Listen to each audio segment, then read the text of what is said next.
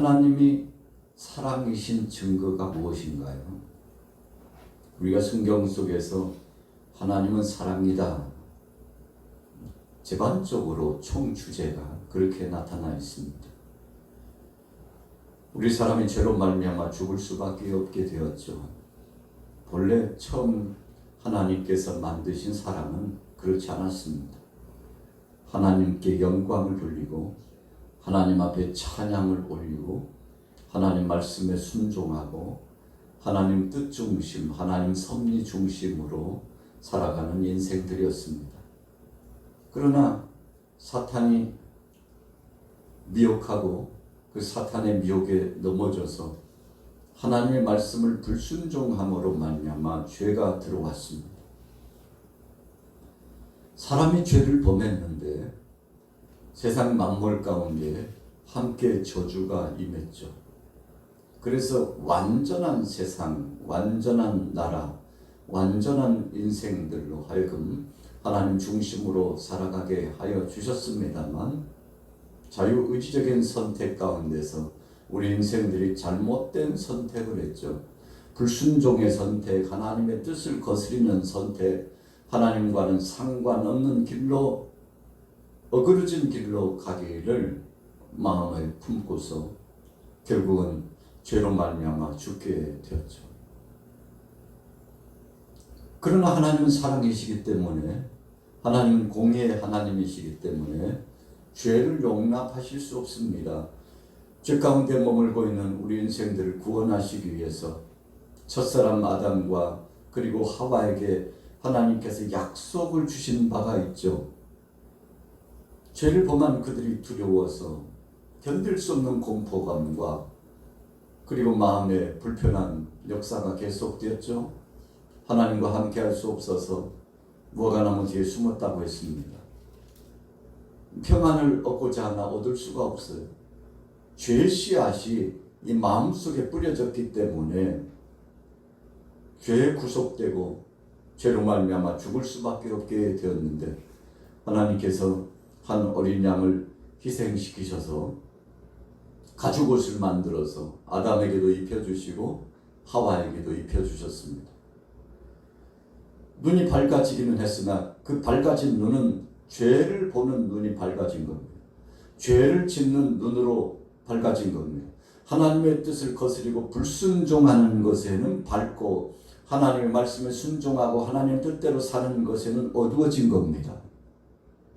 그래서 죄로 말미암아 선을 행할 수도 없고 하나님의 영광스러운 반열 속에 함께 동참할 수도 없게 되었는데, 하나님이 인생들을 사랑하시고 구원하시고 새롭게 하시고 강건케 하시고 온전한 회복을 주시고자 하시는 약속의 표징으로 가죽옷을 입혀 주심으로 하나밖에 없는 독생자 아들 예수 그리스도께서 하나님의 사랑으로 말미암아 이 땅에 철저하게 비하되시고 내려오셔서 오늘 저와 여러분들을 위하여 십자가상에 못 박혀 죽으시게 되고 죽은 자 가운데 3일 만에 부활하시는 영광스러운 역사를 이루고 심판주로서 이 땅에 다시 오시게 될 것임을 언약해 주셨죠.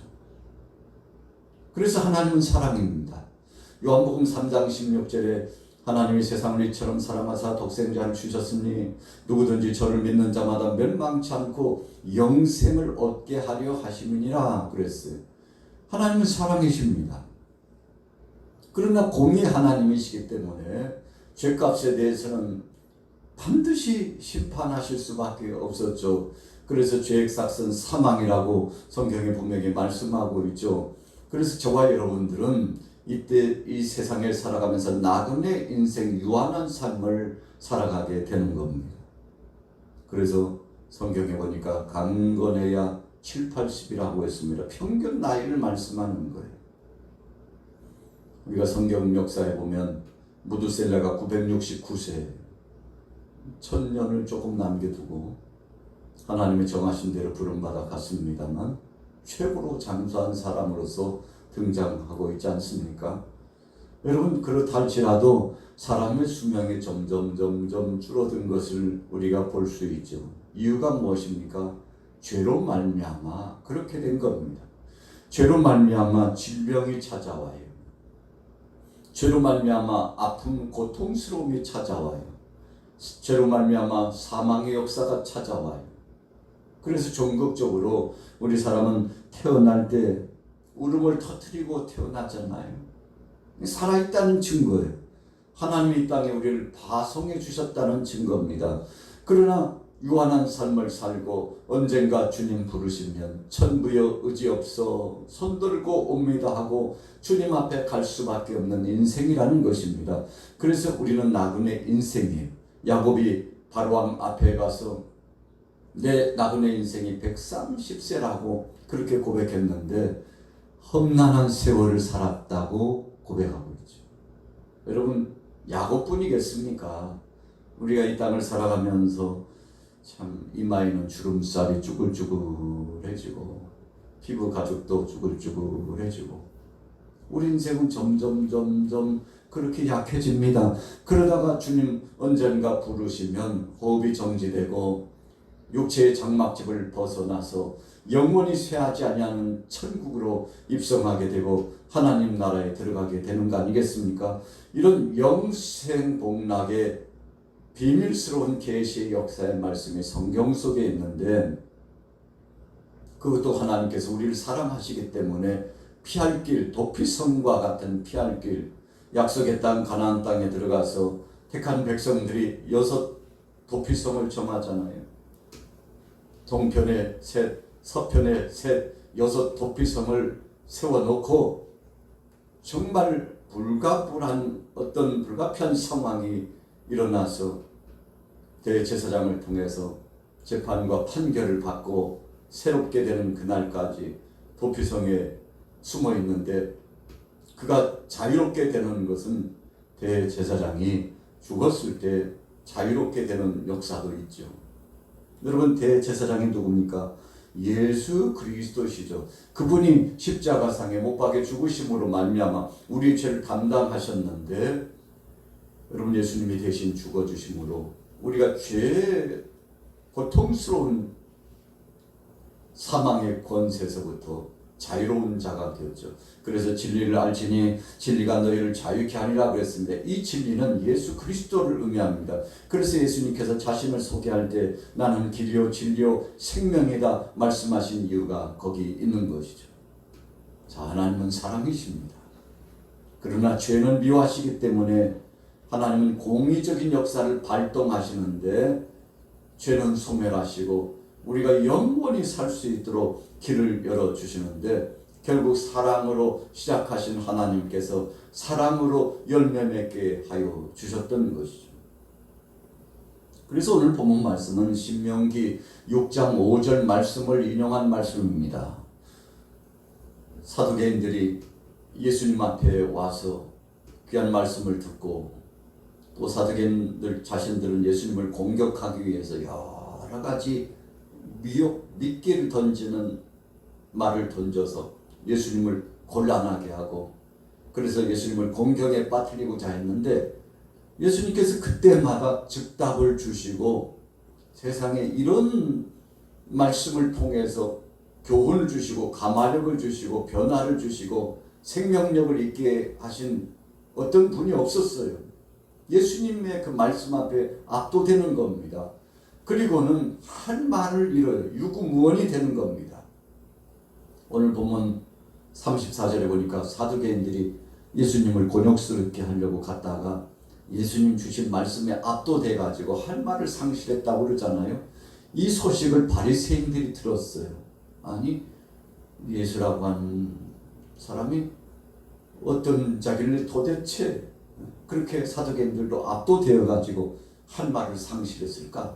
궁금해 가지고 바리새인들이 예수님 앞에 와 가지고 곤욕스럽게 하고 마치 함정을 파놓고 빠뜨리는 것처럼 예수님 앞에 율법사 중에 한 사람이 대표로 질문을 던진 겁니다.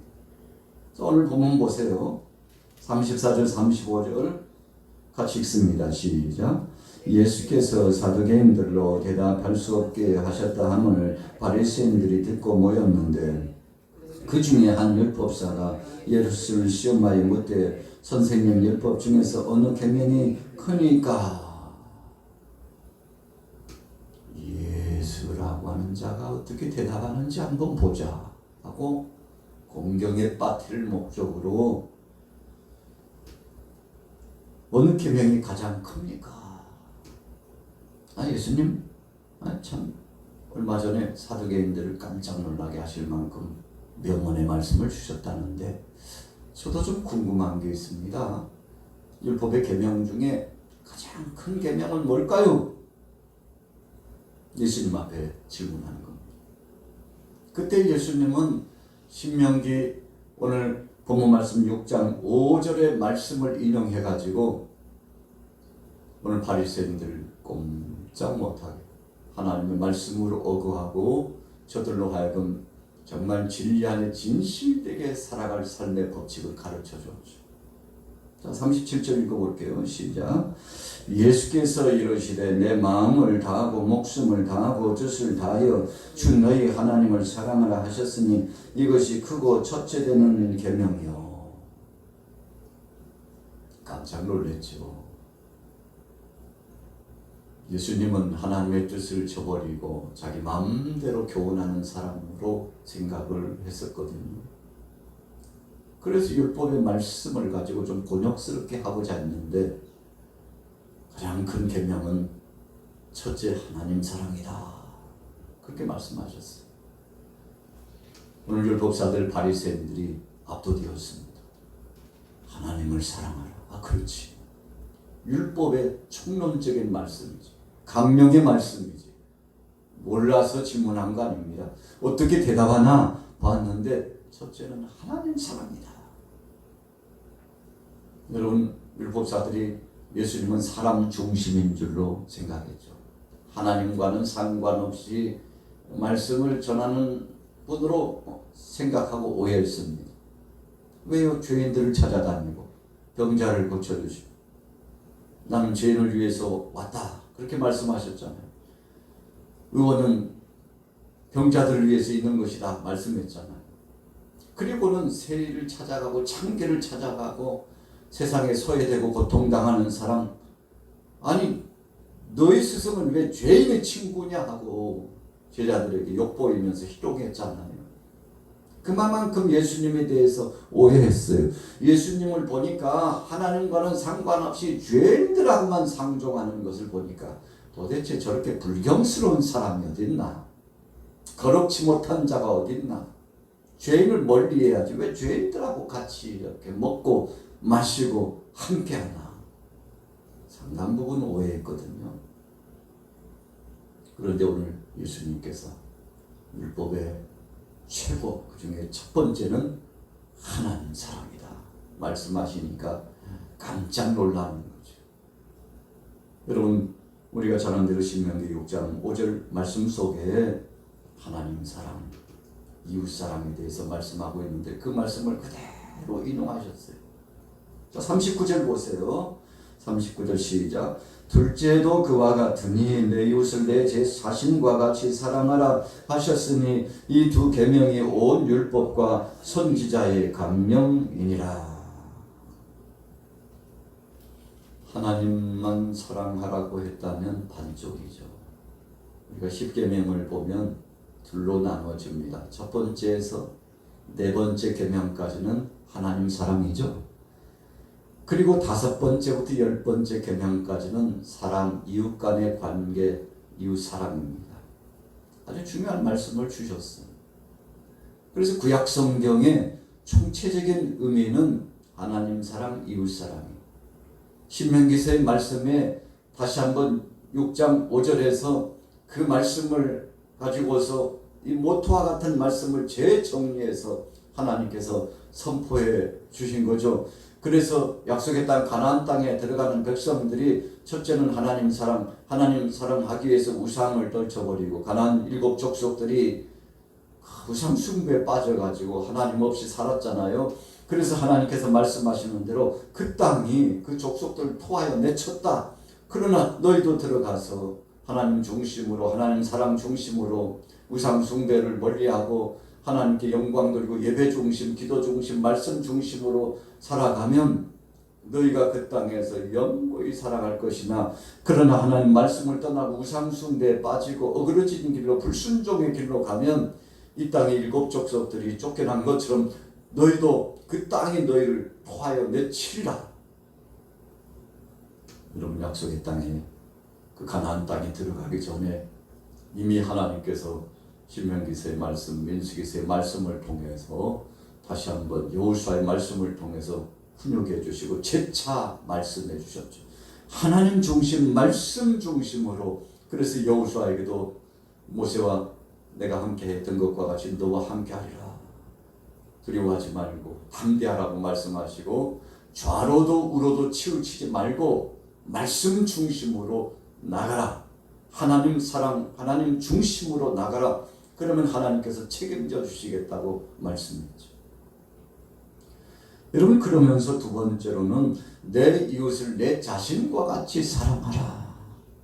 우리가 신앙인들이, 우리 믿음의 사람들이 하나님을 사랑한다 하면서도 인간 관계 속에서도 사람들과의 관계 속에 사랑하지 않고 살아가면 이 신앙은 온전한 신앙이 아니라고 말씀하고 있습니다. 오늘 예수님도 그 말씀을 강조하는 겁니다. 사두개인 바리새인들이 세상의 유지급에 속한 인사라고, 저명 인사라고 생각하고 자신들은 어른이라고 생각하고 사람들 앞에서 선생, 자칭 선생으로서 그렇게 살아갔죠. 그런데 그들의 삶은 어땠습니까? 말은 번지르하게 잘했지만, 말은 세상을 다 바꿀처럼 이야기했지만, 말은 세상에서 으뜸가하는 모범적인 사람인 것처럼 말했지만 삶 속에서 행동은 변화가 없었던 것입니다. 그리고 예수님 사실은 질책한 겁니다. 사두개인들에게도 질책하시고 오늘 율법사들 바리새인들이 찾아와가지고 예수님을 공경에 빠뜨리려고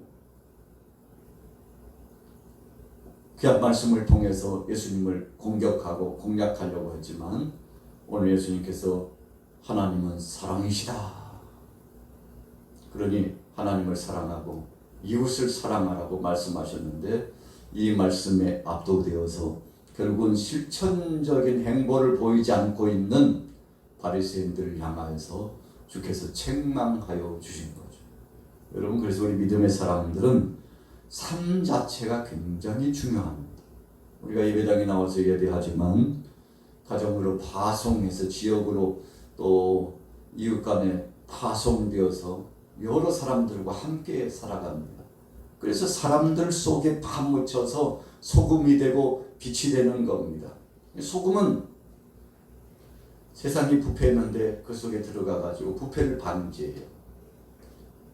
여러분, 빛은 어둠이 있는데 칠흑같이 어두운 세상에 들어가가지고 빛을 비추어서 환히 밝혀요.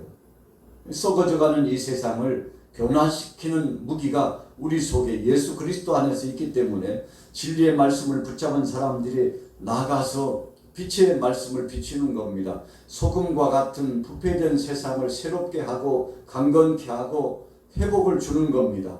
이런 능력이 오늘 예수 그리스도 안에서 말씀으로 우리 속에 임했습니다. 그래서 우리는 가는 곳곳마다 그리스도인이라고 한 모범적인 삶을 통해서 세상을 변화시키고 세상 사람들을 위로하고 삶의 표준을 주는 거죠. 여러분, 그래서 우리 믿음의 사람들은 세상이 모델이 아니고 우리가 예수 안에서 나 자신이 모델인 것을 선포하는 겁니다. 여러분, 우리가 잘났고 완전하다는 뜻이 아닙니다. 예수 그리스도를 구주로 영접하면 그 다음부터 십자가의 은혜의 구속 사건이 기쁨과 감격으로 우리 안에 임하게 되고 그 다음에 예수 그리스도 중심으로 하나님 사랑을 알아서 그 사랑을 우리가 받았으니 우리도 빚진 자의 심정을 가지고 나가서 이 사랑을 실천한다는 거죠. 그래서 가는 곳곳마다 모범적인 삶을 통해서 아름다운 모습을 보이는 겁니다. 여러분, 그래서 우리 크리스찬들은 가는 곳곳마다 진리 안에서 칭찬받아야 합니다. 세상 사람들이 아니 예수 믿는 사람이 왜 그래 하고 손가락질하면 우리 자신만 욕먹는 것이 아니고 하나님의 그 영광스러운 그 이름이 망령되이 일컬음을 받고 능욕을 당하는 겁니다. 자녀가 잘못하면 부모가 질책을 받죠. 사람들이 눈총을 봅니다. 이 말 저 말을 통해서 참 왜 저런지 모르겠어. 여러분 우리 부모의 기존에 들려와요. 속상하죠. 여러분 그래서 자녀들이 바른 예를 갖추고 그래서 모범적인 삶을 살도록 계속 훈육하잖아요. 부족하다 할지라도 포기하지 않고 훈육하잖아요. 여러분 믿음의 생활도 마찬가지입니다. 저와 여러분들이 하나님 말씀 중심으로 하나님 사랑, 이웃 사랑 중심으로 살아가면 가장 먼저 영광 받으신 분이 하나님이시죠.